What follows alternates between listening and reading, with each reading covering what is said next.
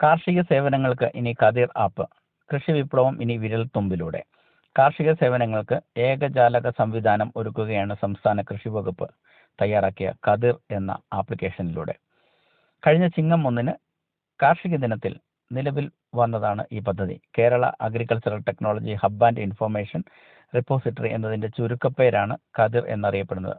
Web പോർട്ടലായും mobile ആപ്ലിക്കേഷനുമായും ഇത് രൂപപ്പെടുത്തിയിട്ടുണ്ട്. App പൂർണ്ണ തോതിൽ പ്രയോജനപ്പെടുത്തിയാൽ ഉൽപാദന ഉപാധികളിലൂടെ ഉപയോഗം, നൂതന സാങ്കേതിക വിദ്യകളുടെ സഹായത്താൽ എക്സ്പെൻസ് കുറയ്ക്കുന്നതിലൂടെ കൃഷി വർത്തികളുടെ ചിലവ് കുറയ്ക്കൽ തുടങ്ങിയവയ്ക്ക് കഴിയുമെന്നാണ് കൃഷി വകുപ്പിന്റെ പ്രതീക്ഷ. കർഷകർക്ക് നേരിട്ട് കാർഷിക വിദഗ്ധരുമായും ശാസ്ത്രജ്ഞരുമായും ആശയവിനിമയം നടത്തുന്നതിനും സംശയങ്ങൾ ദൂരീകരിക്കുന്നതിനും ആപ്പ് വഴിയൊരുക്കും എന്നൊരു സവിശേഷത കൂടിയുണ്ട്. വിള ഇൻഷുറൻസ് പദ്ധതി, സാമ്പത്തിക സേവനങ്ങൾ, വിപണി, സാങ്കേതിക വിവരങ്ങൾ എന്നിവ ഉപയോഗിക്കുന്നതിനുള്ള തടസ്സങ്ങൾ ഈ ആപ്പിന്റെ ഉപയോഗത്തിലൂടെ മാറും എന്നാണ് പ്രതീക്ഷിക്കപ്പെടുന്നത്. ആപ്പിന്റെ ലക്ഷ്യങ്ങൾ ഏകദേശം ഈ പറയും വിധമാണ്: കാലാവസ്ഥാ വ്യതിയാനത്തിന്റെ അപകട സാധ്യത കുറയ്ക്കുക, കൃഷി സംരക്ഷിക്കുന്നതിനുള്ള നിർദ്ദേശങ്ങളും ഉപദേശങ്ങളും സേവനങ്ങളും നൽകുക, ഒരേ പ്ലാറ്റ്ഫോമിൽ കൃഷിയുമായി ബന്ധപ്പെട്ട എല്ലാ ഡാറ്റയും ഏകീകരിക്കുക, കാലാവസ്ഥ അധിഷ്ഠിതമായ വിളകൾ കണ്ടെത്തുക, വിളകളുടെ വിസ്തീർണം, വിളവ് എന്നിവ കണക്കാക്കുക, വിതരണ ശൃംഖലയും സേവനവും ഉറപ്പാക്കുന്നതിന് മാർക്കറ്റ് ലിങ്കേജ് ആസൂത്രണം ചെയ്യുക, സർക്കാർ ആനുകൂല്യങ്ങളിലൂടെയും പദ്ധതികളിലൂടെയും നടപ്പാക്കലും നിരീക്ഷണങ്ങളും ഉറപ്പാക്കുക, പ്രധാന കാർഷിക പരിപാടികൾ സംബന്ധിച്ച വിവരങ്ങൾ രജിസ്റ്ററാക്കി സൂക്ഷിക്കുക. ഇനി ഈ ആപ്പിൽ എങ്ങനെ രജിസ്റ്റർ ചെയ്യാം എന്ന് പഠിക്കാം. പ്ലേ സ്റ്റോറിൽ നിന്നും കതിർ ആപ്പ് എന്ന് ടൈപ്പ് ചെയ്ത് വരുന്ന ലിങ്കിൽ നിന്നും കതിർ എന്ന ആപ്ലിക്കേഷൻ കണ്ടെത്തി ഇൻസ്റ്റാൾ ചെയ്യുക. ഇൻസ്റ്റാളേഷൻ പൂർത്തിയായി കഴിയുമ്പോൾ വരുന്ന സ്ക്രീനിൽ രജിസ്റ്റർ ചെയ്യാനും രജിസ്റ്റർ ചെയ്തിട്ടുള്ളവർക്ക് സൈൻ ഇൻ ചെയ്യാനുമുള്ള ഓപ്ഷൻ ലഭ്യമാണ്.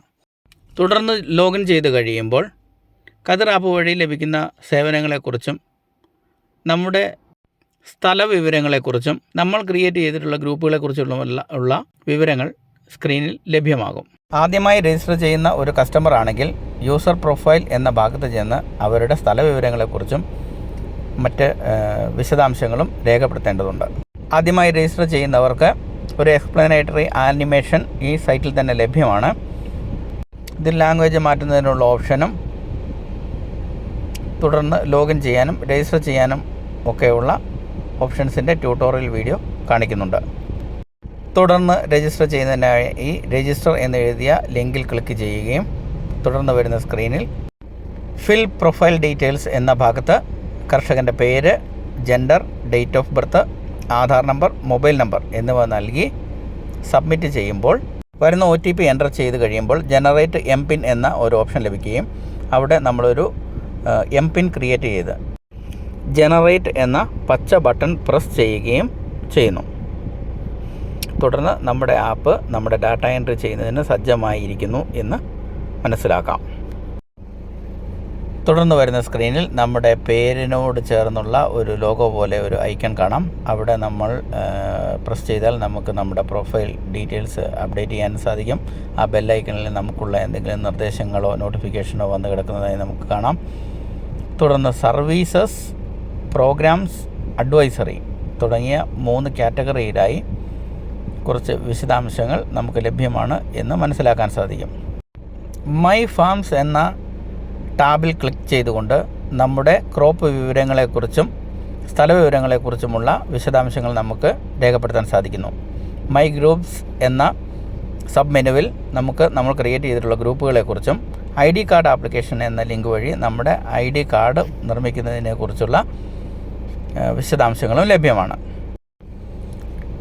മൈ പ്രൊഫൈൽ അപ്ഡേഷൻ എന്ന ലിങ്ക് വഴി നമ്മൾ ലോഗിൻ ചെയ്ത് കഴിയുമ്പോൾ നമുക്ക് ലഭിക്കുന്ന സ്ക്രീനിൽ നിങ്ങളുടെ പ്രൊഫൈൽ വിവരങ്ങൾ പൂർണ്ണമല്ല, അത് അപ്ഡേറ്റ് ചെയ്യണം എന്ന ഒരു നോട്ടിഫിക്കേഷൻ വരുന്നു. അതിൽ അപ്ഡേറ്റ് എന്ന ഓപ്ഷൻ എടുത്തു കഴിയുമ്പോൾ നമുക്ക് നമ്മുടെ ഡീറ്റെയിൽസ്, ഇൻഡിവിജ്വലാണോ, ഗ്രൂപ്പാണോ, റെസിഡൻഷ്യൽ സ്റ്റാറ്റസ്, കേരളത്തിൽ വസിക്കുന്ന ആളാണോ, പുറത്തുള്ള ആളാണോ, അങ്ങനെയുള്ള എല്ലാ വിവരങ്ങളും കൊടുത്തുകൊണ്ട് നമുക്ക് നമ്മുടെ പ്രൊഫൈൽ പൂർണ്ണമാക്കാൻ സാധിക്കുന്നു. തുടർന്ന് സ്ഥലത്തിൻ്റെ സർവേ നമ്പരും ഡീറ്റെയിൽസും കൃഷിഭവൻ ഏതാണെന്നും അതിൻ്റെ അവസാന ഭാഗത്തായി ജിയോ ടാഗ് ചെയ്ത ഒരു ഫോട്ടോ അപ്ലോഡ് ചെയ്യുന്നതിനുമുള്ള ഓപ്ഷൻ ലഭ്യമാണ്. ഇവിടെ ഫോട്ടോ നേരിട്ട് കർഷകൻ്റെ സ്ഥലത്ത് നിന്ന് എടുത്ത ഫോട്ടോയാണ് അപ്ലോഡ് ചെയ്യേണ്ടത്. തുടർന്ന് അപ്ലോഡ് ചെയ്ത ഫോട്ടോയിൽ ഇതേപോലെ ലൊക്കേഷൻ ടാഗ് ചെയ്ത ഫോട്ടോ അപ്ലോഡ് ചെയ്തതായി കാണിക്കുന്നു. ഇത്രയും പൂർത്തിയാക്കിയ ശേഷം ID കാർഡ് ഡൗൺലോഡ് ചെയ്യാനുള്ള ലിങ്ക് ആക്റ്റീവായി വരുന്നതാണ്. അവിടെ നിന്നും ID കാർഡ് ജനറേറ്റ് ചെയ്ത് എടുക്കാവുന്നതാണ്.